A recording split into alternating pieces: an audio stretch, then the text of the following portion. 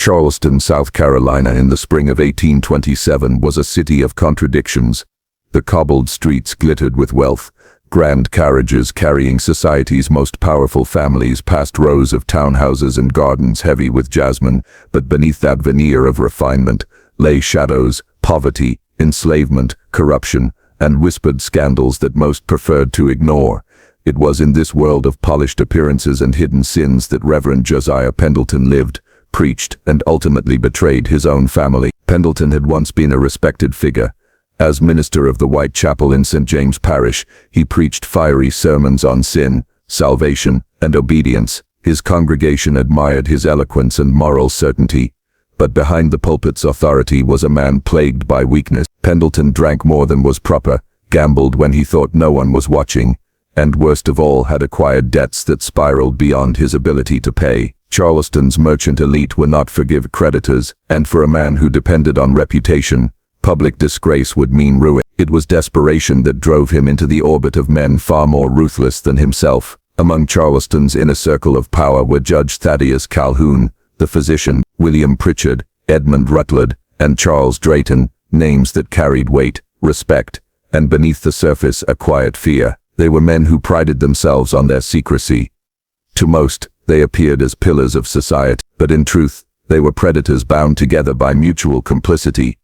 The Reverend's first meeting with them did not occur in the grand halls of the courthouse or the pews of White Chapel. It happened in the private back room of a merchant house, the air thick with tobacco smoke and the scent of brandy. Pendleton had come seeking aid, alone to stave off his creditors. What he found instead was a proposition. The offer was simple and monstrous, his debts erased, his reputation preserved, in exchange for something no father should ever consider. His daughters, Sarah, Catherine, Mary, and Abigail Pendleton, were young women of beauty and refinement, known in the parish for their grace and piety. Their mother, Margaret, had worked tirelessly to raise them with dignity despite their father's failings. Yet Josiah saw them not as children to protect, but as currency to be traded. The men of the circle knew this weakness. They pressed upon him the inevitability of his downfall should he refuse, whispering of foreclosure, disgrace, and imprisonment, and Josiah, weak-willed and cornered, agreed to their terms. The first to be delivered was Catherine. She was 19, bright-eyed, with a quick wit that often set her apart from her quieter sisters. Charles Drayton, the wealthy planter, had expressed interest in her. The arrangement was cloaked in lies, an invitation to visit, the promise of introductions that might secure her a prosperous marriage. Catherine, trusting her father and unaware of the true danger, complied. What happened in Drayton's plantation house was never fully recorded in official testimony, but the fragments that emerged later painted a scene of horror. She never returned home. Josiah explained her disappearance to his family with practiced calm. Catherine, he said, had accepted a position as companion to a wealthy widow. Margaret, suspicious but bound by her husband's authority, tried to believe him, but whispers began to spread in the community. Servants spoke of seeing Catherine enter Drayton's estate and never leave. A coachman recalled delivering her trunk, but never fetching her back. Beneath the polite surface of Charleston society, rumors grew. For Josiah, however, the bargain continued. His debts lessened, his standing maintained, and soon the men demanded more. Sarah, the eldest daughter, had caught the eye of Dr. Pritchard, a physician whose skills with laudanum and herbs masked a reputation for cruelty. She was 22, gentle, and devoted to her mother. When Josiah pressed her into attending Pritchard under the guise of needing medical advice, Margaret protested, but Josiah silenced her with the cold authority of Scripture, twisted to his purpose. A daughter's duty, he said, is obedience. Sarah's visits became more frequent. Neighbors noticed her pallor, the way she avoided eye contact. Within months she sickened, and by winter of 1826, she was dead. The official cause was listed as fever, but some whispered she had been given herbs meant to ensure she would never bear witness to what had been done to her. Margaret's grief was overwhelming. She confided to a friend that Sarah had been taken from us not by God's will, but by man's sin. By then Josiah was ensnared too deeply to escape. Each daughter became another installment in his debt. Mary III, barely 18, was delivered to Edmund Rutland, whose wealth and political connections shielded his depravity. Unlike Catherine, Mary did not vanish quietly. She resisted, screamed, attempted to flee. The servants in Rutland's house later testified that she locked herself in an upstairs chamber, refusing food, refusing to allow him near. She grew weak, her health deteriorating, yet Rutland would not release her. Abigail, the youngest, watched all of this unfold with growing horror. At just 17, she had seen one sister vanish, another buried, and a third imprisoned in the home of a man she despised. Unlike her father, Abigail was neither weak nor complicit.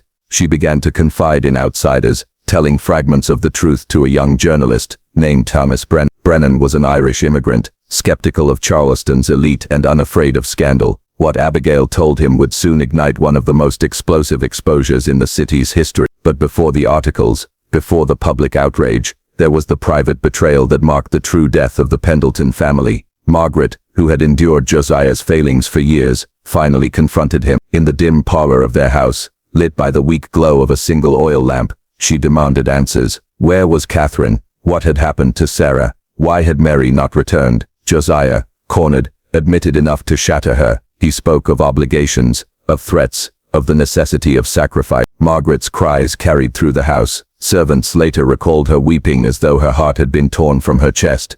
Within weeks, Margaret was dead. Officially, it was a sudden illness. Unofficially, some suspected poison, or perhaps simply a broken spirit. Abigail would later insist that her mother was the circle's first casualty, silenced before she could expose the truth.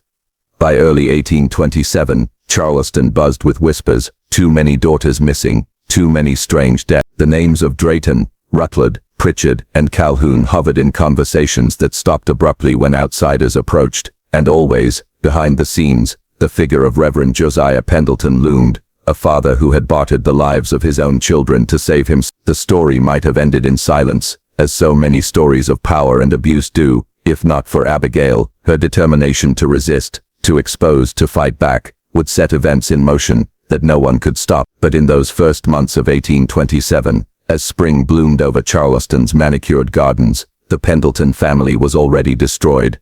Part 1 closes with an image recorded decades later by a historian who visited the St. James Parish Cemetery. 4 graves, side by side beneath moss-draped oaks. Sarah, Catherine, Mary, and Abigail Pendleton, sisters, whose lives were entangled in a conspiracy of silence and power. Their father's name is absent, buried elsewhere in obscurity. His legacy is remembered only through the horror he unleashed. This is where the story begins, with the Reverend's bargain, and the daughters who paid the price. Charleston society thrived on gossip. The salons, drawing rooms, and tea tables of the city were places where reputations were made and destroyed, often in the same evening. A careless word could ruin a debutante's prospects. An indiscreet affair whispered in the wrong ear could topple a politician. For the Pendleton family, whose name had once been spoken with respect, whispers became daggers.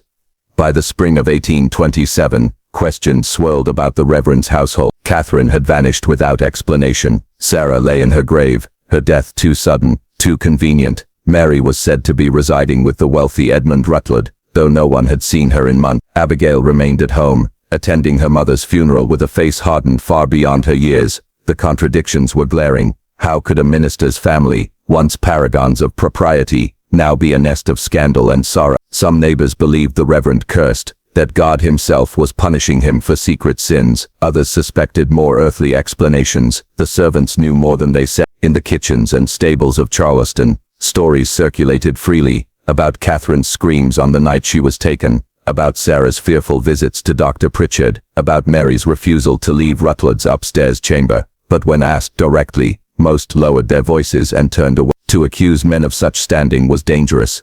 The circle understood this dynamic.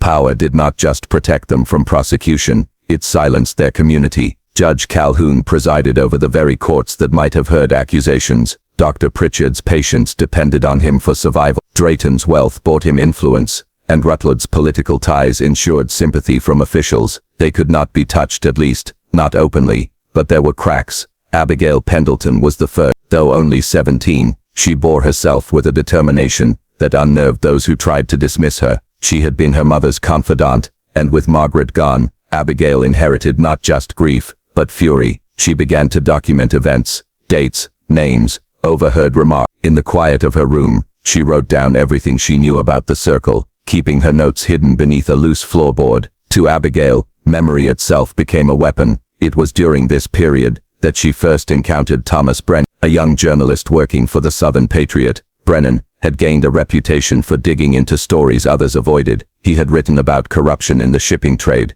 about the brutality of Charleston's debtor prisons, about slave auctions held under the city's genteel facade. He had little to lose and less to fear. The two met by chance, or perhaps by design. Abigail later told friends she had approached him deliberately, slipping away after evening services to find him at a tavern known for harboring radicals and printers. Brennan described their first conversation years later, a girl pale with grief, her hands shaking, yet her words sharper than any he had ever heard. "They are killing us," she told him, one by one, and no one dares speak it. Brennan listened. Unlike the neighbors who averted their eyes, unlike the church elders who dismissed her concerns, he believed her. He asked questions, pressing for details. Who were they? What proof existed? Abigail provided what she had: snatches of testimony, hints from servants, her own suspicion. It was not yet enough for a story, but it was enough to set Brennan on a path that would soon make him enemies of the most powerful men in Charleston. Meanwhile, within the Rutland household, Mary's condition worse. Accounts from Constance Rutland, Edmund's wife, suggest that Mary had become a ghost of herself, thin, pale, her spirit nearly broken. Constance pitied her, though she was powerless to intervene direct. Still, she smuggled scraps of food, whispered words of comfort, and when she dared, notes to Brennan. Her courage was remarkable. To betray her husband was to risk everything. But Constance had seen enough to know silence was no longer tolerable. One such note, preserved in Brennan's papers, read simply, "She will not live long if he keeps her here. He gives her no medicine, no care, only threats. Please, for the love of God, do something." Outside the walls of that household, unrest grew. Charleston was not immune to scandal. The city had endured its share of political quarrels and financial collapses, but the rumors about missing girls, about secret meetings among the elite, struck a deeper chord. Mothers with daughters of their own felt a creeping dread. Could their children be next? Was anyone truly safe?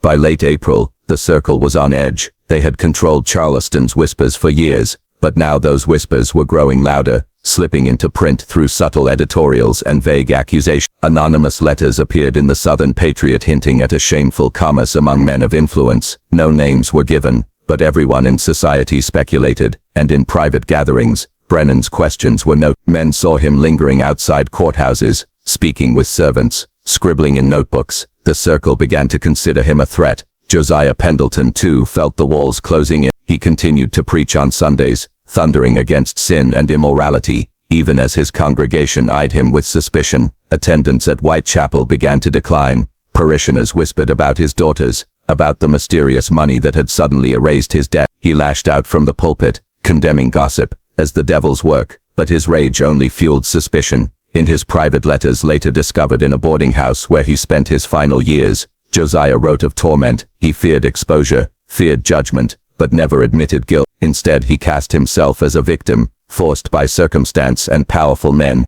into choices he could not refuse. "What was I to do?" one letter asked. "To let my name be ruined, my family starve, my ministry collapse. They gave me no choice. I did what I must, but there is always a choice." And Abigail knew it. The turning point came in early May. Margaret Drayton, the widow of Charles Drayton's cousin, confided to Brennan that she had overheard conversations implicating Charles in Catherine's disappearance. She spoke of blood found on linens, of servants dismissed suddenly, of a carriage that returned empty on the night Catherine was last seen. It was the corroboration Brennan needed. With Abigail's testimony, Constance's notes and Margaret's whispers, he now had a story too powerful to suppress. The first article appeared on May 16, 1827, under the headline "The Circle of Shame: How Charleston's Elite Trade in Human Suffering." It did not yet name Catherine or Mary. Instead, it described the circle itself, 4 men of influence, who preyed upon the vulnerable, who silenced opposition through threats and bribes, who treated young women as commodities. The impact was immediate.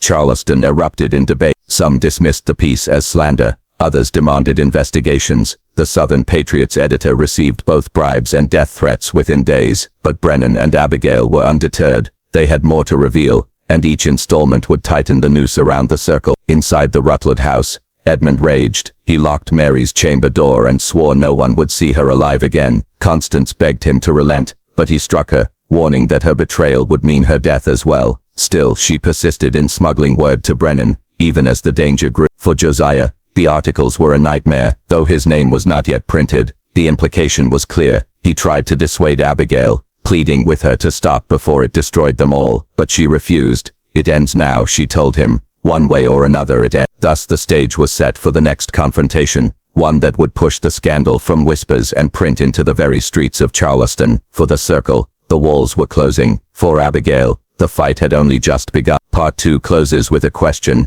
left hanging in Charleston's humid air. Could truth survive against the power of men who had buried it for years, or would the city, as it so often had, choose silence?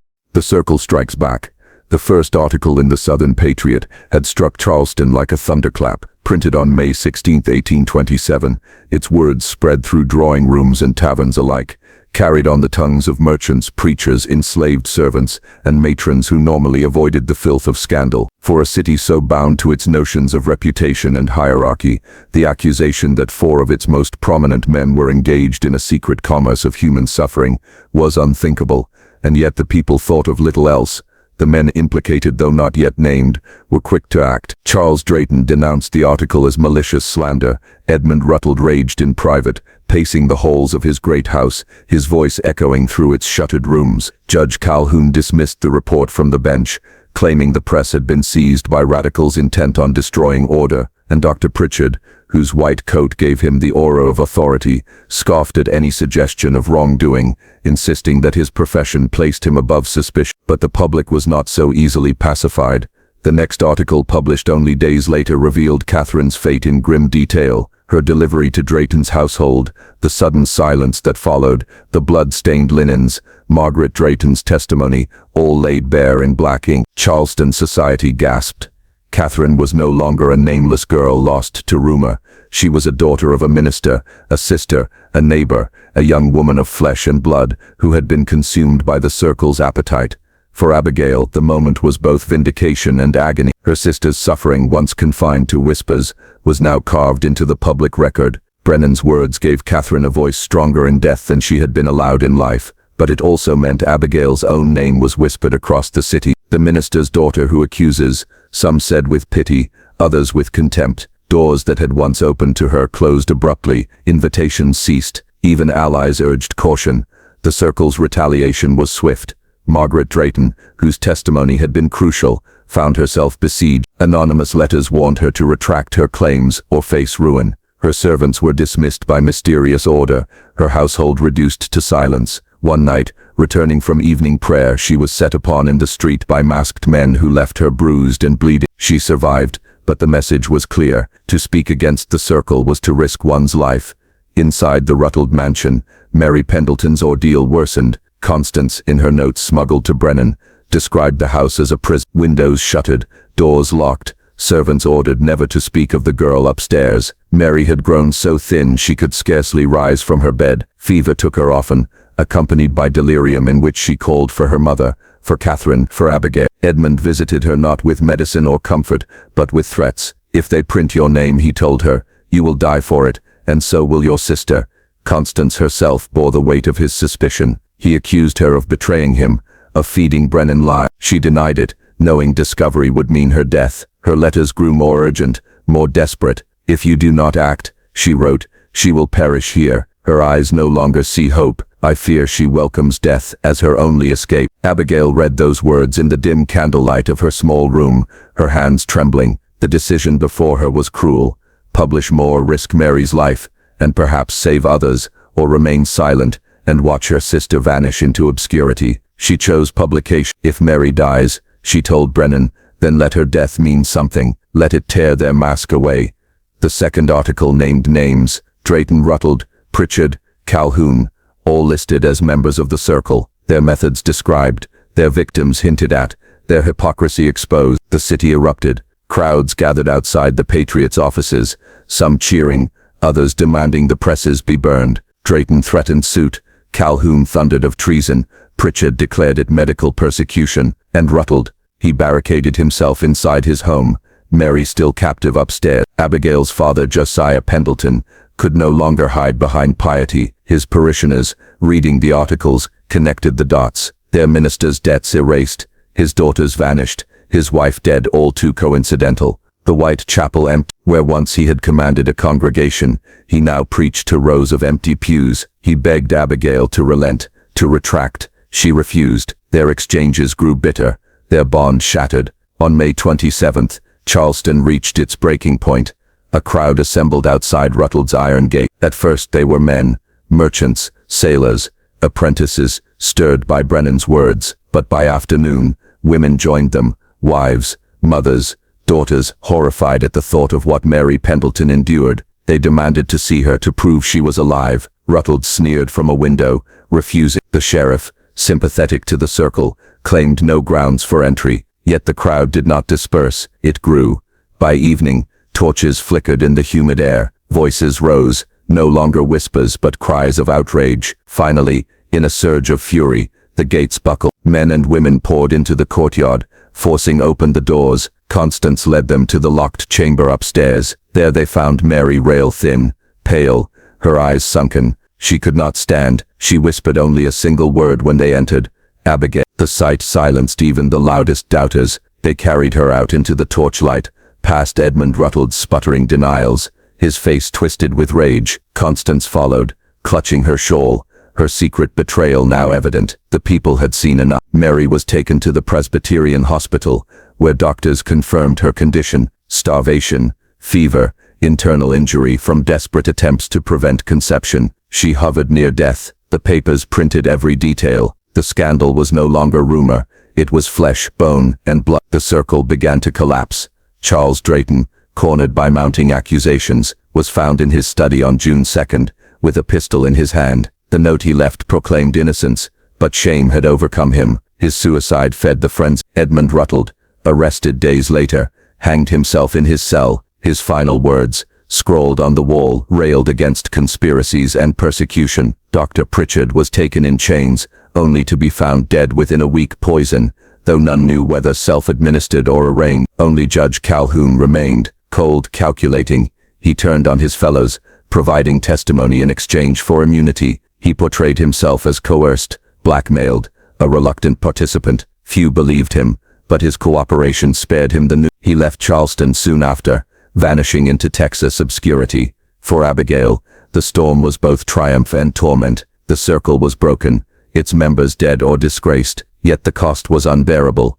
Catherine's body was never found. Sarah lay in her grave. Mary lingered in the hospital, alive but shattered, and Margaret Pendleton, their mother, was gone, her voice silenced before the reckoning. Abigail visited Mary daily. She read to her, held her hand, whispered apologies. Sometimes Mary responded, a faint squeeze, a weak smile. Other times she stared through her, lost in fractured memory. Doctors spoke of recovery, but Abigail saw the truth. Her sister's body might heal, but her mind remained scarred. Meanwhile, Josiah Pendleton fell into ruin. Stripped of his congregation, his home seized, he wandered the streets in disgrace. He wrote letters to Abigail, begging forgiveness, pleading that he too had been a victim of the circle's threats. She never answered. To her, he was the root, the one who had opened the door to ruin, the father who had bartered his daughters' lives. By summer's end, Charleston moved on. The scandal filled parlors and pulpits, but as months passed, society found new distractions. People forgot as people always. Yet for Abigail,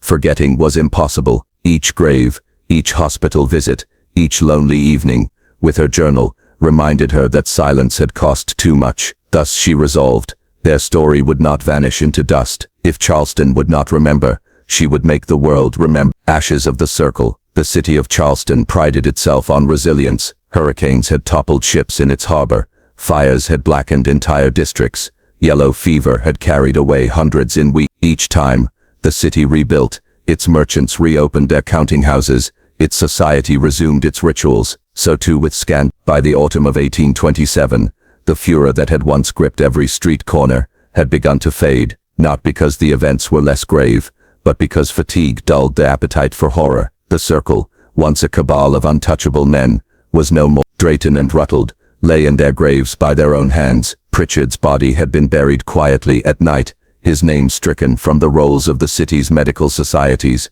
Judge Calhoun had departed with haste, his property liquidated, his house shut. Only the whispers remained, servants who claimed to hear crying in the abandoned mansions, sailors who swore they saw shadows pacing lit windows in homes long empty. For the Pendleton family, the aftermath was far more personal. Catherine's fate was sealed in silence. Her body never returned, her name spoken with uneasy pity, but no justice. Sarah's grave in the churchyard bore only a modest stone, its inscription eroded already by weather. Mary remained at the Presbyterian hospital, her body slowly knitting itself together while her mind fractured again and again, and Abigail, 17, orphaned, hardened, kept vigil. The newspapers that once blazed with revelations now turned their attention elsewhere. New elections, new shipping ventures, rumors of slave uprisings in the countryside, all took precedence. Only Brennan remained steadfast. He visited Abigail often, bringing her copies of her own words as they reached wider audience. The Southern Patriot scandal sheets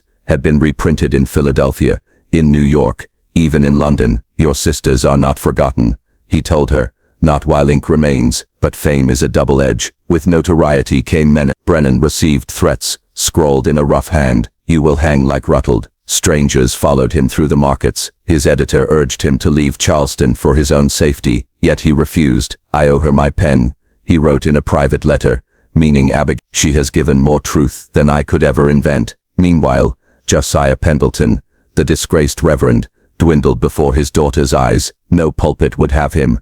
No congregation would risk his name. He took lodging in a boarding house on Meeting Street, surviving on the charity of old acquaintances. His letters to Abigail multiplied. One pleaded, "I was trapped, child. They held my debts like a knife at my throat. What would you have had me do?" Another begged, "Forgive me, or I shall not survive this winter." Abigail did not reply. To her, forgiveness would have been another form of silence, another collusion in the web that had destroyed her family. She carried his unopened letters to the fire and fed them to the flame. Still his decline could not be ignored. By November, Josiah was seen stumbling through the streets, unshaven, his coat ragged. Children mocked him. Adults turned their faces away. On December 3rd, he was found in his room, his breath rattling, his body wasted by fever. The doctor who examined him declared consumption, though others whispered he had taken poison. His final words, recorded by the landlady, were, "Tell Abigail, I did not mean." The sentence ended in a cough and silence. Abigail did not attend his burial. "He buried us long before," she told Brennan. Mary's slow recovery provided little solace. The physicians noted her improvement in weight and color, but her mind remained a fragile vessel. Some days she recognized Abigail, clutching her hand with a weak smile. Other days she turned her face to the wall, muttering Catherine's name over and over. Night terrors plagued her, waking the ward with screams of men's voices in the dark. One nurse confided to Abigail that she feared Mary would never return to her. "The body may heal," she said, "but the spirit does not forget." Charleston society, for its part, sought to tidy the scandal into a closed chapter. Ministers preached of sin punished, of God's judgment falling upon the wicked. Wealthy men spoke of the affair as unfortunate, regrettable, but insisted that the city must move forward. The surviving families of the circle quietly dispersed their fortunes, relocating to estates inland or to Europe. By the year's end, the matter was considered in polite company, unfit for further mention, but Abigail would not permit forgetting. She continued to write long accounts in her journal, detailing every conversation, every testimony, every cruel detail. Her handwriting, once neat, grew tighter, more fevered, as though she feared time itself would erase the truth, unless she carved it into paper. Her words reveal both resolve and One entry, dated December 21, 1827, reads, "They have taken all from us, yet they live on in comfort in the memories of those who will not believe. I will make them remembered, even if it costs me the last of my soul. I will make them remember." Constance Ruttle, too, paid dearly for her courage. After her husband's death, she was shunned by his family. Accused of betrayal, she returned to her father's modest home in Beaufort, living quietly, her health failing. Her letters to Abigail grew infrequent, then ceased altogether. Some said she died of a wasting sickness before the decade ended. Others claimed she lived on, a recluse, her shutters forever drawn. By the spring of 1828, Charleston had returned to its rhythms, trade ships docking, carriages rattling down cobblestones, bells in white gowns laughing at evening assemblies, but beneath the surface lay scars. Servants told tales of the circle in whispers, warning younger girls not to walk alone. Sailors muttered of cursed houses, and in the hospital ward, Abigail whispered to Mary, promising her that none of it would be buried again. The scandal's official record, the clippings, the court transcripts, the death notices, occupies only a handful of pages in Charleston's archive, but Abigail's journals, preserved by descendants, fill entire volumes. They are not polished histories. They are the raw testimony of a girl who stood against her own father, against judges and doctors and merchants. Their tone shifts from grief to rage to exhaustion, but always they return to a single refrain: silence is complicity. Thus Part 4 closes on the ashes left behind, the circle broken, yet its shadow enduring. A family shattered, a city complicit, a survivor determined to carve remembrance into the marrow of history. And so we arrive at the threshold of the darker inquiry. What else lay hidden in those journals, in the scraps Brennan never dared publish, in the fragments scholars later uncovered in Northern archives? For if the circle's destruction was complete, why do Abigail's later entries speak of unfinished reckonings, of names not yet spoken, of debts not yet paid? The anatomies. The destruction of the circle in the summer of 1827 might have concluded the tale for Charleston society, but for Abigail it marked only a beginning. To her, the public's sudden eagerness to forget was the final cruelty. The names of Drayton, Rutland, and Pritchard were already vanishing from polite conversation, their deaths spoken of as regrettable misfortunes rather than indictments of monstrous deeds. The city congratulated itself for having purged its shame, while the victims remained unburied, unremembered, or broken. In this void of silence, Abigail turned not to society, nor to the church that had abandoned her, but to the written word, and in writing she became archivist, historian, anatomist. The shift is visible in her journals after the new year, 1828. Gone is the purely personal tone of grief. In its place is something colder, methodical, clinical. Each entry takes on the shape of a case record. Catherine's disappearance is documented with the precision of a coroner's report. Date, witnesses, sounds heard, linen described, carriages noted. Sarah's decline is presented as a medical sequence: loss of appetite, pallor, recurring fever, sudden collapse. Mary's torment in the Rutland house is catalogued symptom by symptom. Weight loss measured in inches of waistline, bruises described in color, fever tracked by days of sweating and delirium.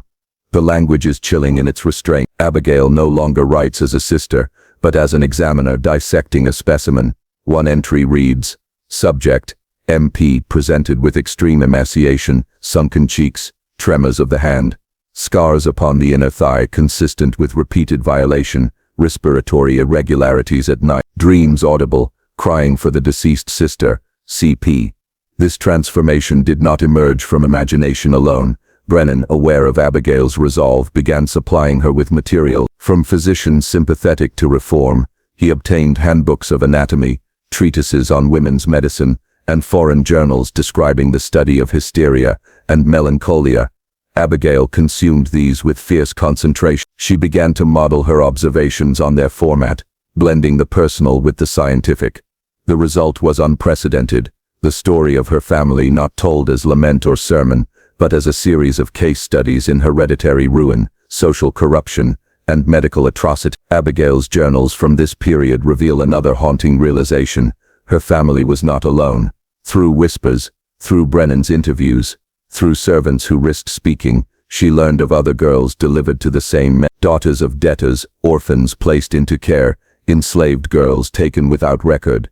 Their names seldom survived, but fragments remained, initials scratched into hospital ledgers, rumors of burials outside consecrated ground, mothers who wept without daring to accuse. Abigail recorded each fragment with obsessive care. One entry lists, ER, age 12, seen in Pritchard's practice, vanished thereafter. Another, HB, mulatto servant, spoke of being taken into Drayton's house, dismissed within weeks, never heard of again. Each was given a page in her ledger, a catalogue of absence. What began as grief hardened into a grim taxonomy of cruelty. Abigail no longer thought of her father as singularly guilty, but as a specimen of a larger pathology. It is not men alone who sin, she wrote, but systems which train them to barter flesh for debt, to exchange daughters for favor, to mask hunger with scripture. My father was only their servant, but in serving them, he became one of them. In 1828, her methods. Brennan gained access to fragments of court records that Judge Calhoun had attempted to seal. They included transcripts from debt proceedings against Josiah Pendleton, in which Edmund Rutland himself had acted as guarantor. The language was clinical but damning. Debts settled, conditions undisclosed, Abigail annotated the margins with acid ink. The condition was my sister's body. She began to experiment with juxtaposition, scripture verses alongside case notes, psalms beside records of abuse. One preserved volume opens with the text of 1 Corinthians 6:19, "Know ye not that your body is the temple of the Holy Ghost?" immediately followed by a stark description of Mary's torn flesh and bleeding. The effect is unbearable, a collision of sanctity and violation. To modern readers, these journals possess the tone of forensic archives. Yet to Abigail they were more than record, they were ritual, an attempt to preserve her sisters against erasure. She seemed to believe that precise description itself was a form of justice, that to carve their suffering into language was to prevent its annihilation. But the act of recording carried a cost. Her style grew colder, her voice less recognizably human. Brennan noted this in a letter to a colleague. She speaks now as if she were physician and coroner both, as if to name a wound is to heal it. Yet I fear that in cataloguing their ruin she is erasing herself. At the Presbyterian hospital, Mary remained a fragile presence. Nurses reported that she shrank from the sound of footsteps, that she muttered Abigail's name when terrified. Her body recovered, but her spirit hovered on a precipice. One nurse recorded, she asked if she was still alive. When told yes, she wept and said she wished it were otherwise. Abigail continued to visit, notebook in hand. She measured Mary's pulse, her weight, her temperature. She asked questions others dared not. Do you remember what they did? Do you remember Catherine? At times Mary gave fragments of answers. Dark room, voices laughing, Catherine crying, but soon lapsed into silence. Abigail recorded every word. By mid-1828, Abigail's journals had swelled into hundreds of pages. She described them as her anatomies, a word she used not only for bodies but for the diseased organs of society. To dissect was to expose, to reveal what lay beneath the skin of respectability. Yet a darker undercurrent threads through these writings, the suggestion that the corruption was not extinguished with the circle's collapse. Abigail hints at names unspoken, men yet hidden, rooms where the trade continued. Whether these were true discoveries or the paranoid echoes of trauma is uncertain, but her conviction was absolute. The circle is not broken, she wrote. It is only scattered. Its members will return in other guises, with other names, unless the world remembers what was done. In this period, her prose acquired a prophetic edge. She warned of heredity, the transmission of guilt, of weakness, of ruin from one generation to the next. She wondered whether her own blood was poisoned by her father's betrayal, whether she too was marked. Is corruption carried in the body as in the seed? She asked. If so, then I am already condemned. Such thoughts place Abigail at the threshold of what later generations would call medicalized horror. The fear that sin is not merely moral but biological, that families can inherit damnation as surely as they inherit disease. In Abigail's voice, this terror becomes palpable. She saw in Mary's broken mind not only the aftermath of abuse, but a sign of hereditary curse. Her obsession deepened. Brennan grew alarmed. In a private letter dated August 1828, he wrote, "She no longer weeps. I fear she has made herself into a physician of despair, dissecting her own sisters for the sake of a record none may ever read." Still, he did not abandon her. Together they planned to publish a volume, an expose not of one family but of a sister. They titled it in draft, "The Anatomies of Shame." It was never completed, only fragments survive, but in its skeletal form we see Abigail's vision, part medical casebook, part confession, part indictment. Thus, part 5 ends on the threshold of obsession, where grief has become anatomy, and anatomy has become prophecy. The circle's men were dead, but in Abigail's notebooks their practices continued to live, dissected, recorded, anatomized, and in those pages lurked the dreadful suspicion that the corruption was not merely historical but hereditary, not a chapter closed but a disease without cure. The experiments. The year 1829 brought with it a strange chill that clung to Charleston, even in summer. The air seemed heavy, stagnant, as though the city itself were unwilling to breathe. For Abigail Pendleton, this was the year the journals ceased to be mere records of memory. They became instruments. It began with Brennan's suggestion that her testimony alone, however eloquent, would never suffice to reform. "They will dismiss your words as feminine grief," he told her. "But if you write in the manner of physicians, of scholars, they cannot deny you. Truth clothed in science is harder to bury."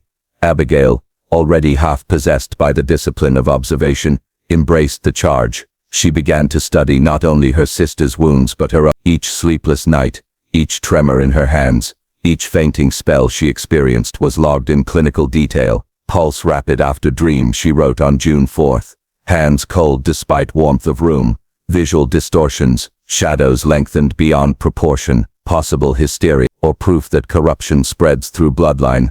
Her self-examinations quickly expanded. She persuaded nurses at the Presbyterian hospital to allow her access to case records. Women who had been beaten, assaulted, or broken by men of power. She copied their symptoms in her ledger, noting commonalities: recurring fevers, uterine disturbances, melancholia, fits of silence. She underlined the shared pattern. The wound of the body produces wound of the mind. The wound of the mind sustains the body's ruin. There is no division. This was a radical notion for her time. Physicians still argued whether hysteria was physical or spiritual. Abigail proposed instead that trauma inhabited both at once, that sin carved itself into flesh as well as memory. But her fascination did not stop at observation. In late 1829, when Mary's health collapsed with pneumonia, Abigail attempted her first experiment. The journals preserve her notes in a trembling hand. Applied mustard poultice to chest to stimulate lungs. Produced violent coughing, fever unbroken.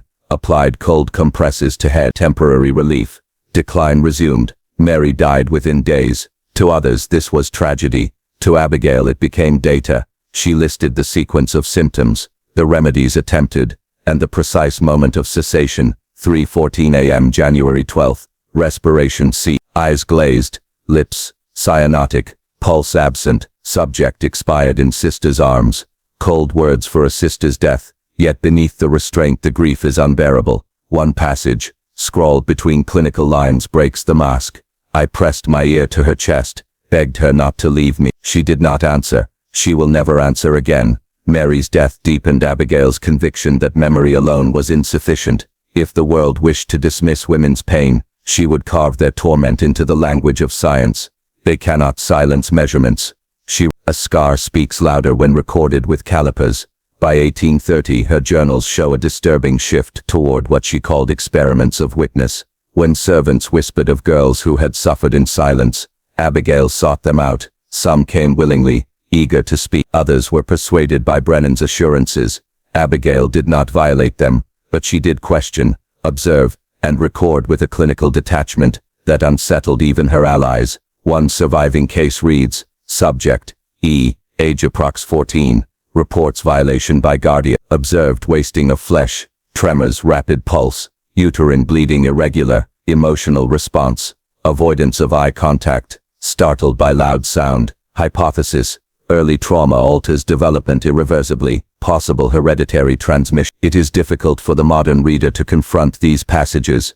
They straddle the line between compassion and violation, between advocacy and exploitation. Abigail meant to honor the victims, but in rendering them as specimens, she risked repeating the reduction the men had imposed. Brennan himself seemed troubled.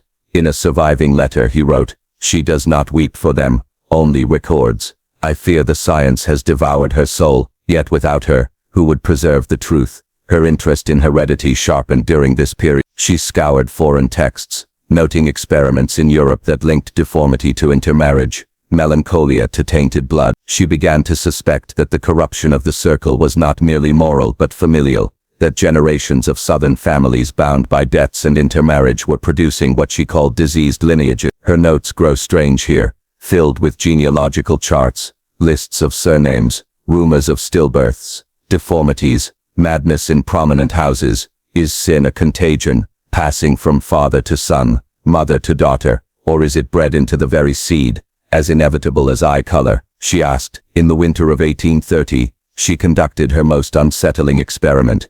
A young servant girl, no more than 12, was brought to the hospital with fever. She had been beaten by her master, and left for dead. Abigail sat beside her, notebook in hand, recording pulse, respiration, convulsion. When the girl died, Abigail wrote not only the symptoms but the texture of the skin, the position of the eyes, the odor of decay in the first hours. Then she wrote a single chilling line: to record is to preserve is to resist erasure. Without witness, she vanished. This justification haunted her later entries. She seemed to believe that transforming suffering into data was a form of salvation, that to anatomize was to grant immortality, yet whispers grew around her. Some called her devoted, others unnatural. A physician who glanced at her notebooks reportedly muttered, "This is not scholarship, this is dissection of the living soul." Still, Abigail pressed forward. By 1831 she had drafted an outline for a treatise she hoped to publish anonymously, on the physical consequences of moral corruption. It argued that systemic abuse left measurable traces on the body, that sin was not abstract but incarnate. She included her sisters as case studies, described with pitiless detail. The manuscript never reached the press. Brennan, fearing its reception, begged her to delay. "They will call you mad, unfit, heretical," he warned. She answered only, "They already called us liars. Better to be mad and heard than sane and forgotten." In March 1831, news reached Abigail that her father had died in obscurity. The journals record her reaction in 2 words only, "At last." Yet even in this moment, she could not rest. She dissected his end as she had everything else. Cause: hepatic failure. Secondary cause: shame. Conclusion: the body consumes itself when the spirit rots. Thus part 6 closes with Abigail at the height of her obsessions. Her journals are no longer merely testimony. They have become experiments, half science, half exorcism. Each death is a lesson, each scar a text, each silence an object to be measured. She has preserved what the world would rather erase, but in so doing she has become something neither holy sister nor holy historian, an anatomist of despair, carving her family's ruin into permanent. And all the while the suspicion lingers in her words that the disease she described was not confined to the dead men of the circle, but lived on in the veins of Charleston itself. The records. By 1832 Charleston had learned to forget. The suicides of Drayton and Rutland were remembered as unfortunate tragedies. The poisoning of Pritchard was explained away as cowardice. Judge Calhoun's testimony, though riddled with contradictions, was accepted as the official version of events. In taverns and drawing rooms, the scandal was now spoken of as that unpleasant business, something concluded, a page closed. But Abigail would not let the page close. She began to assemble the great work that consumed her final decades. The records. Unlike her journals, which were personal and fevered, the records were structured, deliberate. Each volume was bound in coarse paper, marked with Roman numerals. Volume 1 contained Catherine's story in exhaustive detail, the night she vanished. Margaret Drayton's testimony, the stains found on the floorboards, the grave later revealed by Rachel. Volume 2 chronicled Sarah's decline, her coughing fits, her wasted body, the day she died in the Reverend's house while he prayed for debts rather than daughters. Volume 3 documented Mary's captivity, her emaciated body carried out of Rutland's house, her delirium in the Presbyterian hospital, her slow fading into pneumonia. Other volumes expanded beyond her sister. She recorded depositions from servants, testimony from enslaved women, and scraps of rumor that had circulated but never entered public record. Each was cross-referenced, annotated, and copied in a hand that betrayed neither emotion nor fatigue. She inserted diagrams copied from anatomical textbooks, sketches of the human uterus and skull, and charts comparing pulse rates and menstrual irregularities of victims she interviewed. The records read less like a memoir than like an archive of pathology. Every page insists that what was done to them was not an accident of circumstance but part of a system planned, repeated, concealed, inherited. Brennan, ever her ally, worried at first that she was pushing beyond the tolerances of her era. But when he saw the order she imposed, he began to believe she had discovered something larger than personal tragedy. He described it in a letter to a colleague as the anatomy of corruption itself. Abigail's records grew to encompass not only the circle but Charleston's elite networks. More broadly, she combed court ledgers, debt records, parish rolls. Again and again she saw the same surnames appearing together: Calhoun, Drayton, Rutland, Middleton, Pinckney. Families bound not only by marriage but by debts, favors, and what she called the commerce of flesh.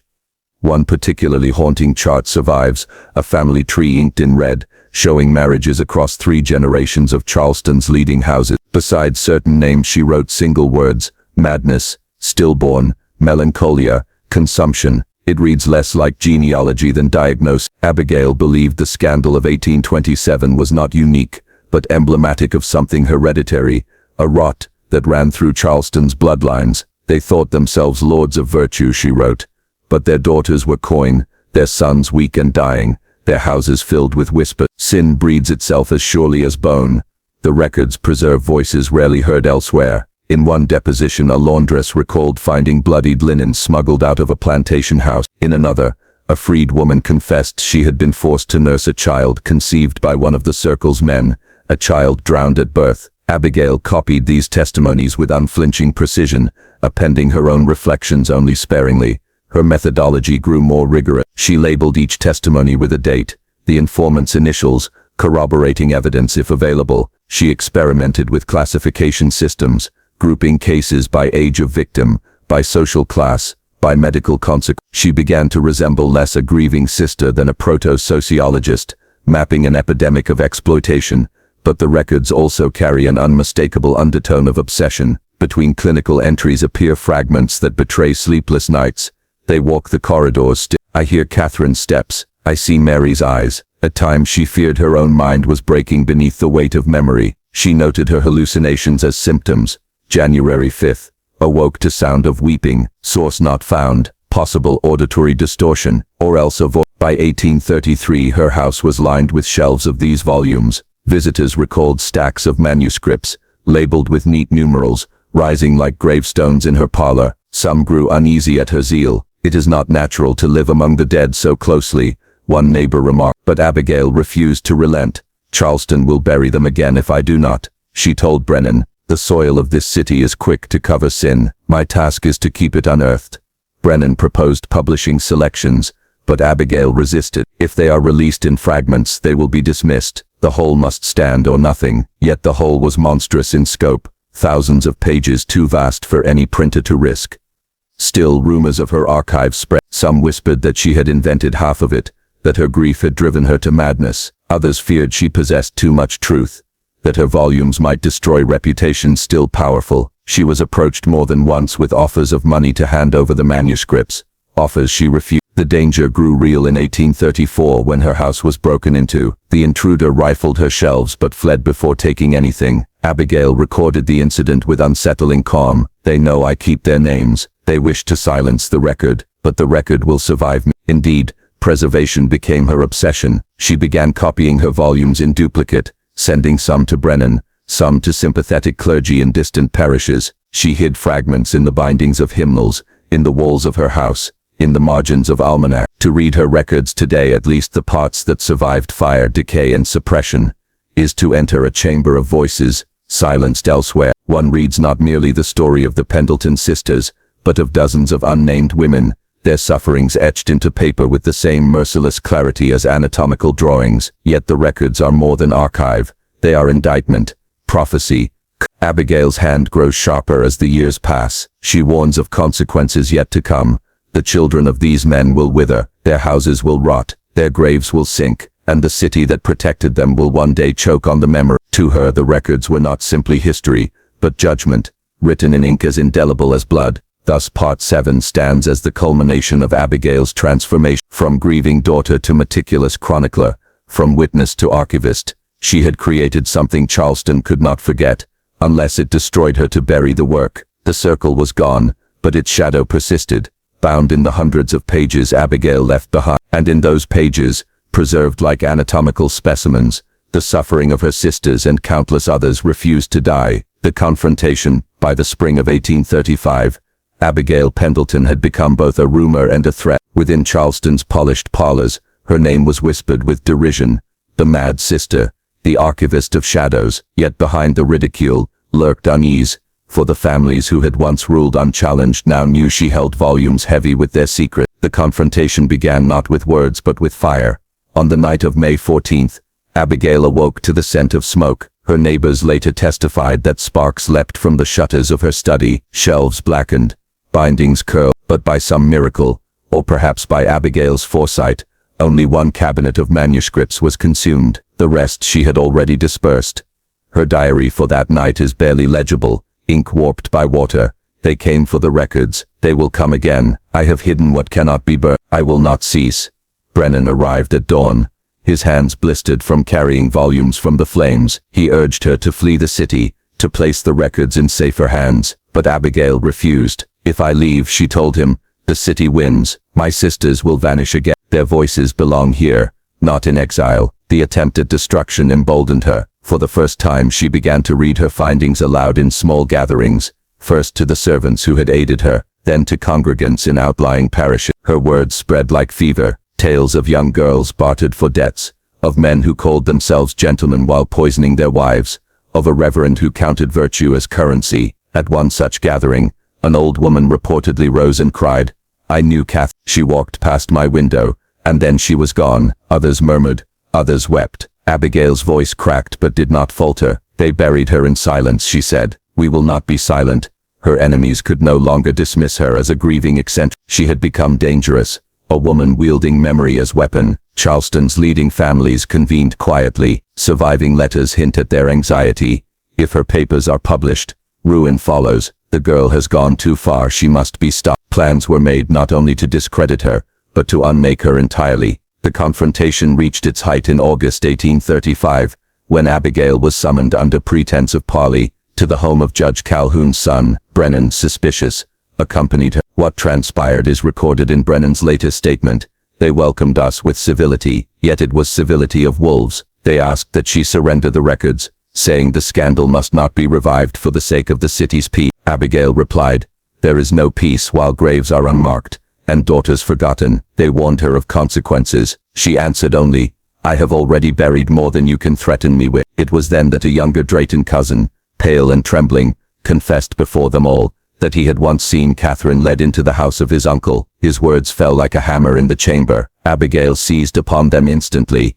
"You see, truth cannot be smothered. Even your blood betrays you." The assembly erupted. Some shouted she must be confined for madness, others that she must be silenced before more harm was done. Brennan pulled her from the room as threats swirled. The confrontation did not end in violence that night, but something irreversible had shifted. For the first time the families were divided. Some clung to silence, others feared exposure more than unity. The circle, already fractured by suicides and death, splintered further under the weight of Abigail's persistence. Her journals from this period grow fevered, full of visions. Catherine at the door, hair damp from earth. Sarah coughing in the corner. Mary whispering from her sickbed. They are not gone. They press me forward.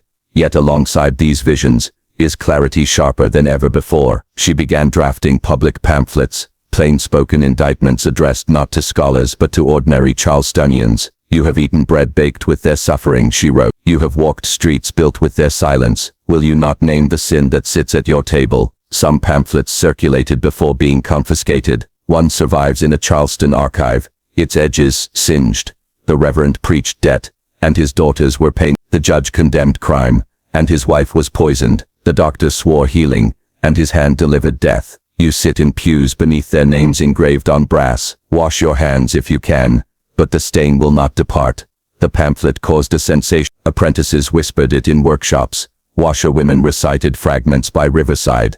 Even sailors carried copies to other ports. Charleston's rulers had sought to suppress scandal, but now it traveled farther than before. Abigail, meanwhile, grew gaunt, her health failing. Years of sleepless nights, of inhaling ink and dust, of living with grief as companion had worn her body, yet her resolve never faltered. "If they destroy me," she wrote in 1836, let them burn me with the records, for I am bound to them." By now the records had taken on a life of their own. Hidden copies lay in Brennan's care, in church basements, in the trunks of allies. Abigail knew that even if she fell, her sister's stories would not. "They cannot kill paper," she said. Not all of the confrontation then was not one night in a parlor, but a prolonged siege, a war of memory versus oblivion. Abigail fought not with sword or pistol, but with ink, parchment and the ghosts of her sisters. And though her body weakened, her defiance made her immortal in a way the men who opposed her could never imagine. Thus Part 8 stands at the height of conflict. Abigail had forced Charleston to reckon with its buried crime. Her enemies sought to silence her with fire,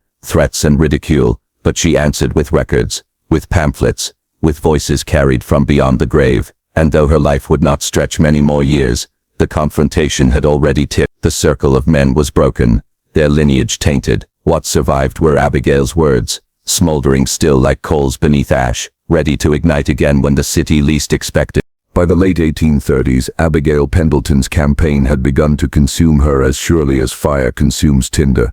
The confrontation with Charleston's elite had not destroyed her enemies completely, but it had left them fractured, fearful, and increasingly irrelevant. The city, however, did not transform overnight. Charleston had a talent for burying shame beneath layers of gentility. The powerful learned to whisper, not to boast. They learned caution, not repentance.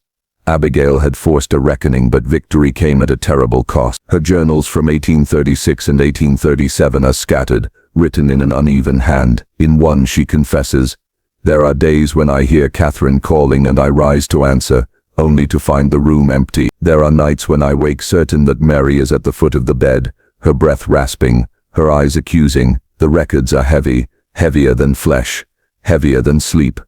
Those close to her described her as gaunt, her skin pale as parchment, her hair prematurely streaked with white, yet her eyes still burned with conviction. She had the look, one acquaintance remembered decades later, of a woman who saw death every morning and invited it to sit at her table.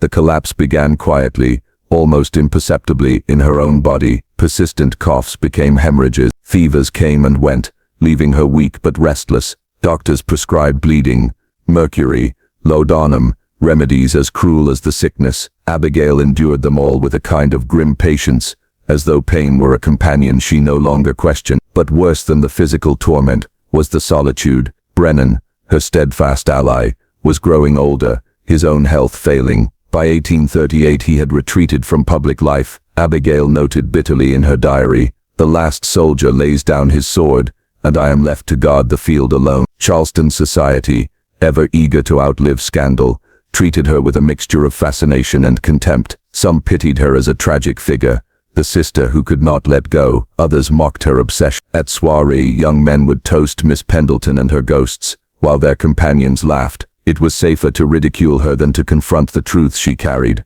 Yet she never relented. Her final great act was the compilation of what she called the Book of Wrongs, a bound volume of testimonies, confessions, and names. She described not only the men of the circle but also the network of accomplices, the sheriff who looked away, the doctor who wrote false certificates, the banker who laundered money. She even included fragments of her father's sermons, annotated with acid ink. "He who preaches purity and pays with corruption is no shepherd, but a butcher of souls."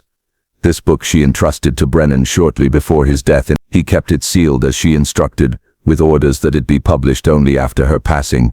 The collapse, when it finally arrived, was sudden. In January of 1840, Abigail suffered a violent hemorrhage while speaking to a small group of women in a church basement. Witnesses recalled her voice faltering mid-sentence, her hand pressing to her mouth, blood staining her palm. She refused to stop, finishing her speech before fainting into the arms of those around her.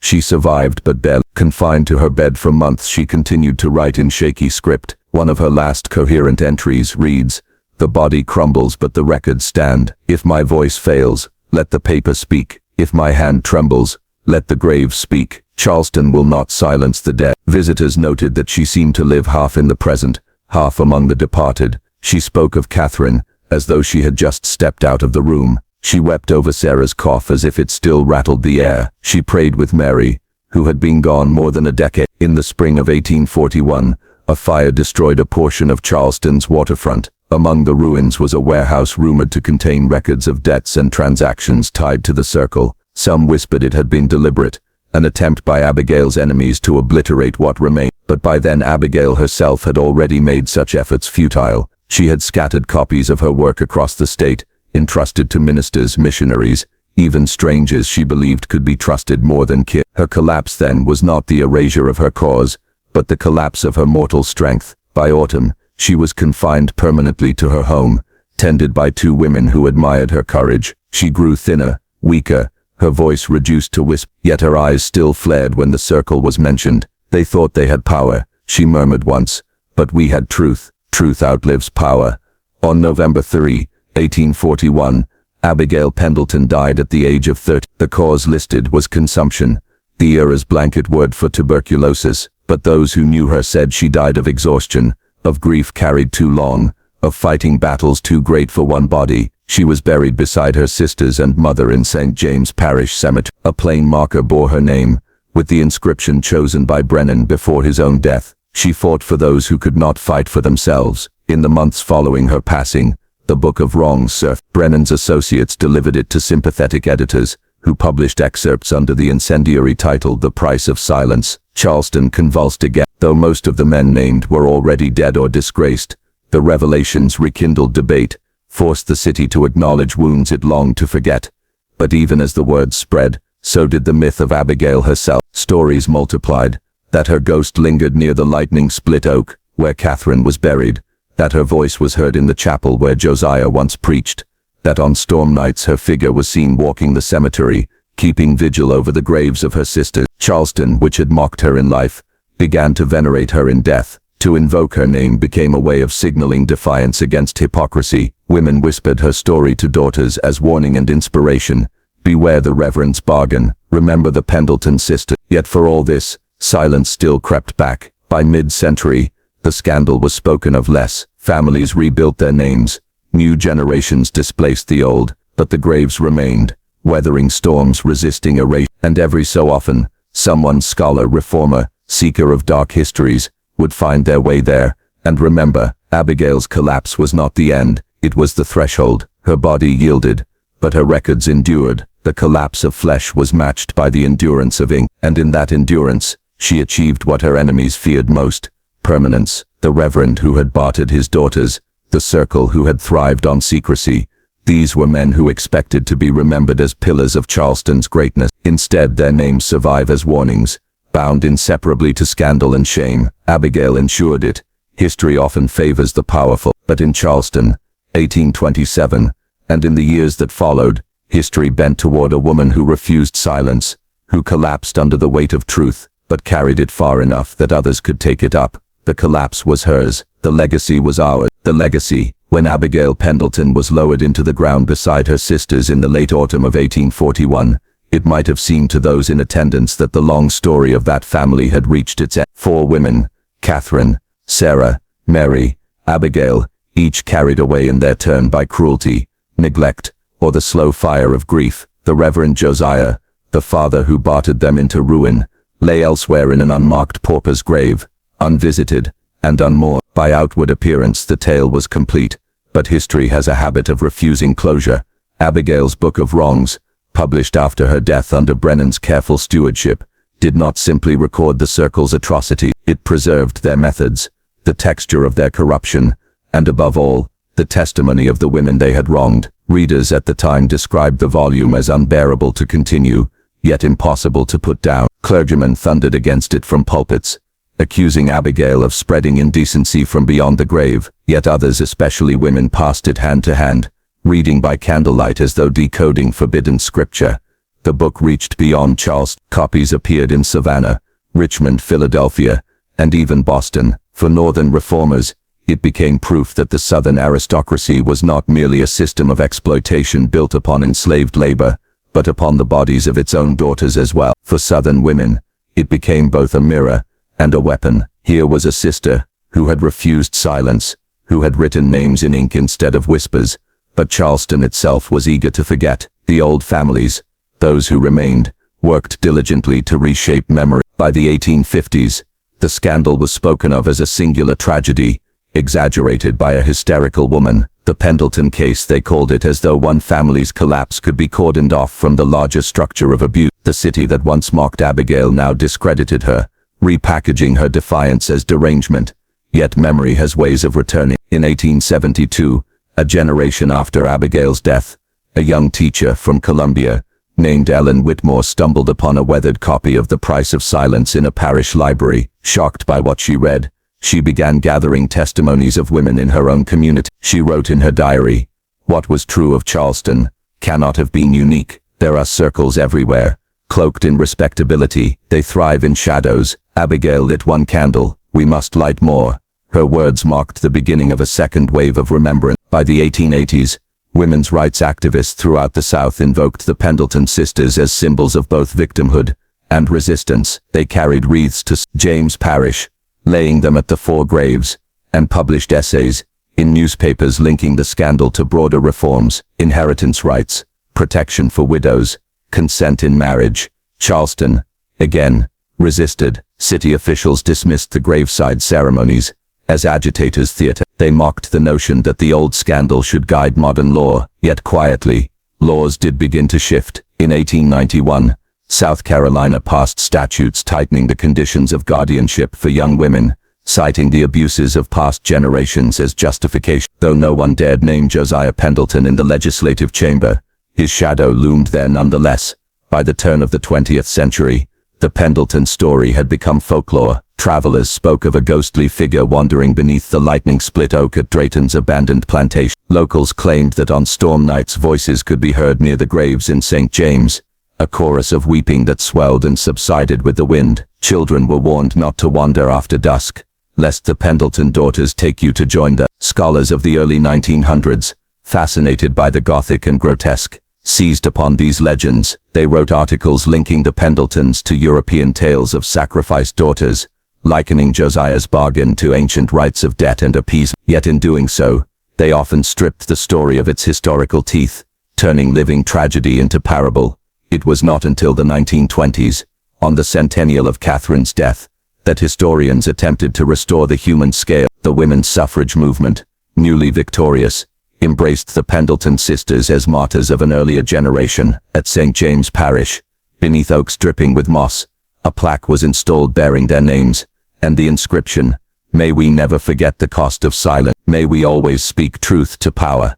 And yet even this memorial carried an air of performance. Newspapers covered the ceremony, but within months the city's dailies had returned to their old concerns: commerce, society, weddings, the endless rhythm of plantations and port. Charleston remembered when it was convenient, and forgot when it was not. The graves themselves became the truest guardians of memory. Visitors who came in the 1930s described them as weathered, their inscriptions softened by rain, yet still legible: Catherine, Mary, Sarah, Abigail, 4 names side by side, defying erasure. What is most chilling, however, is not what we know of them, but what remains uncertain. The records uncovered by Abigail named only those victims she herself could verify, yet later scholars unearthed hints of others. A ledger entry for an unnamed girl, aged 14, transferred in 1823. A physician's note describing injuries that matched Catherine's, but dated a year earlier.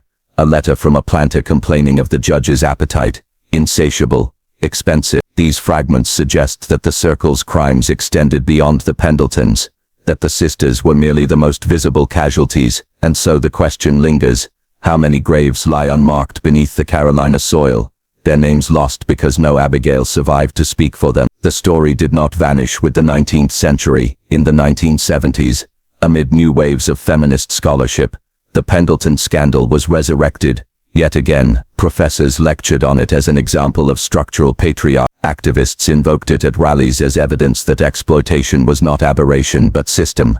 And even now, in the 21st century, the graves are visited, tourists leave flowers, scholars leave notes. On some nights candles flicker there, placed not by guides or caretakers, but by those who come unbidden, who still feel the pull of the story. Perhaps that is the truest legacy of the Reverend who sold his daughters.